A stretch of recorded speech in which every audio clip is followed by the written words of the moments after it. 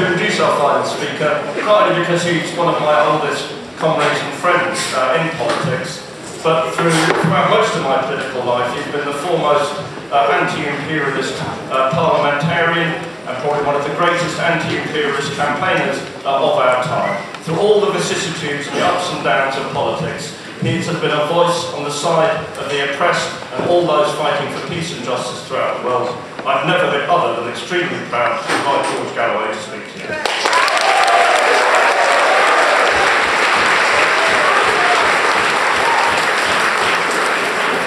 Thank you, dear Andrew, for that kind introduction. Brothers and sisters, comrades and friends, it's an honour to bring this rally to close as the final speaker. Dr. Mustafa coined a slogan, "We never gave up, we will never give up." That's the Stop the War Coalition's slogan also. We never gave up.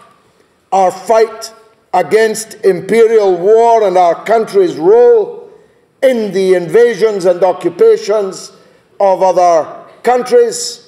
And though we were young when we started and are older now, we'll soon be handing over, well, not that soon, to a younger generation who will continue this fight until we prevail. And I'll tell you something.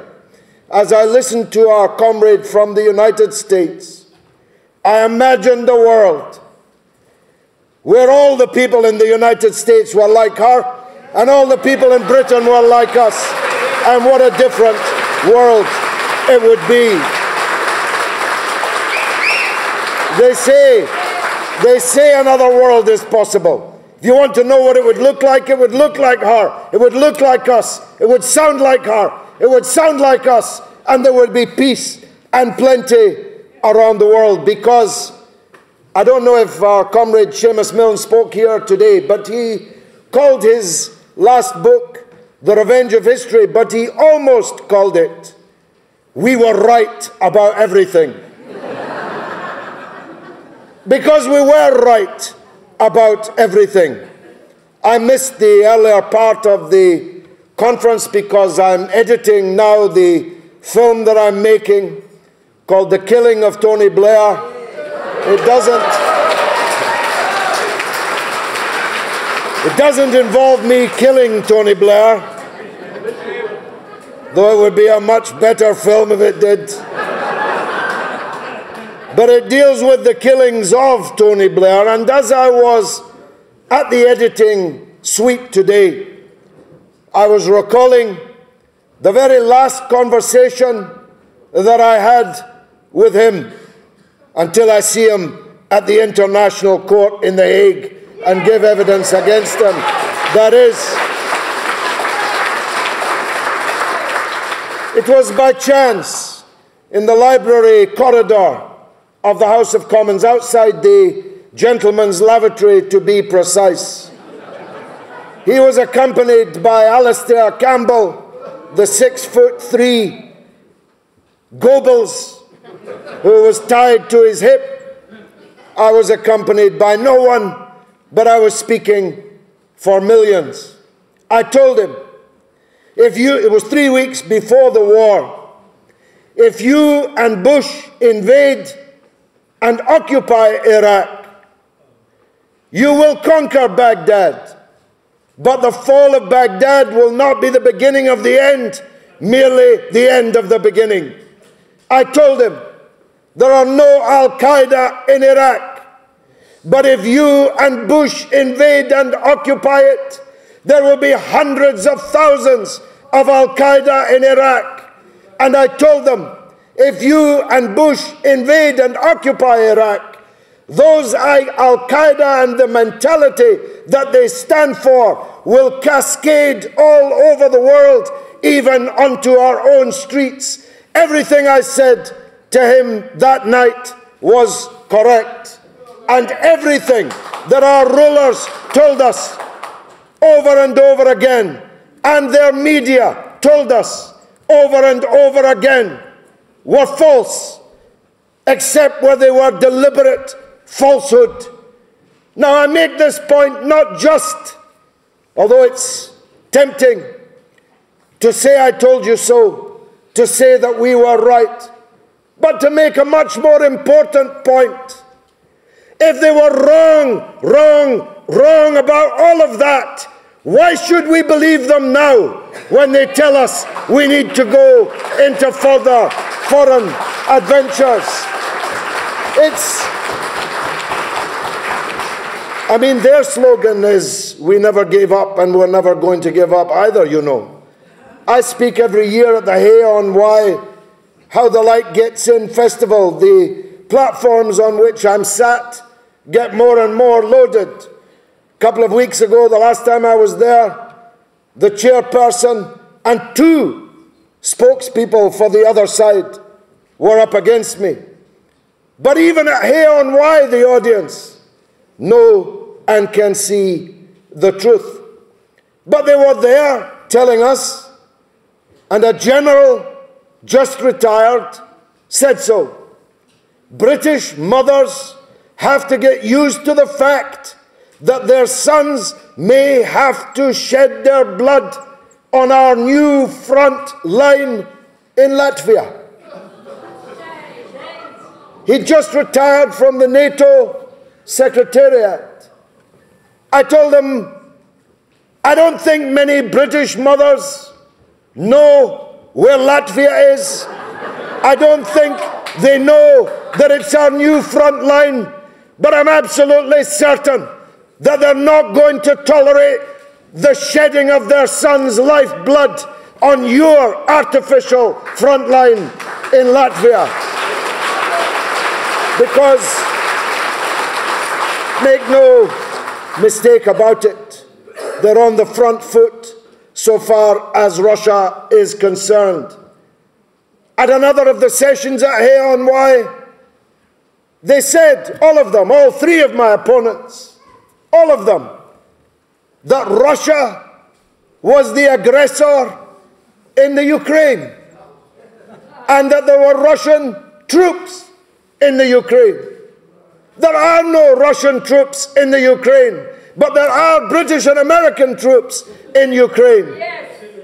There is no Russian aggression in Ukraine, but there is NATO aggression in the Ukraine and everywhere around the borders of Russia. You see, truth is stranger than fiction. It's stranger even than Orwellian fiction. These people have the ability to say that war is peace, that truth is lies, that black is white, and say it with a straight face and with a posh accent and with a fancy title on any number of television platforms and other occasions. So Chris Nineham was right. We must not allow the rewriting of history. We must contest them, frankly, frontally, on every one of the lies they're telling now, and not forget to remind everyone of all the lies they told before. I watched on my telephone coming in here today on RT as it happens. An old man in Jerusalem, a man in his 70s in Jerusalem, being savagely beaten by Israeli soldiers because he wouldn't leave his house so that they could demolish it. What kind of people are they? What kind of people support people like them?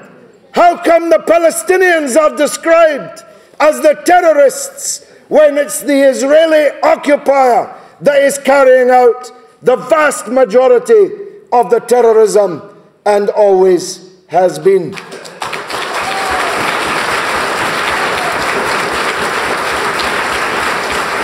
And look at what we've achieved in Syria.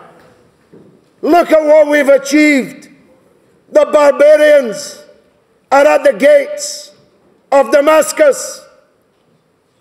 There is hardly a Christian church, a nun, a monk, a priest who has been unscathed by the advance of those barbarians,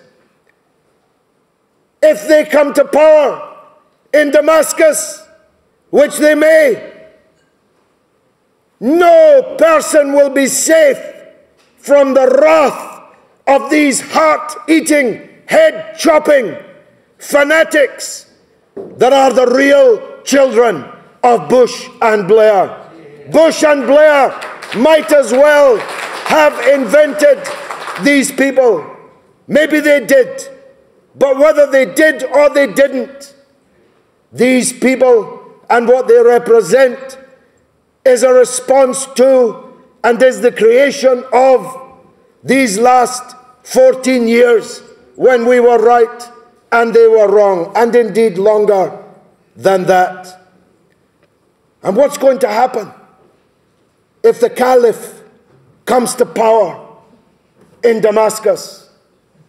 After he's burned all the churches, after he's destroyed all the historic buildings, after he's massacred everybody he's going to massacre, how proud will William Hague and David Cameron and Philip Hammond, I never mention him because I can't quite get in my mind who he even is, how shrunken British foreign secretaries have become. How proud are we going to be? I'll tell you, because I've been here before.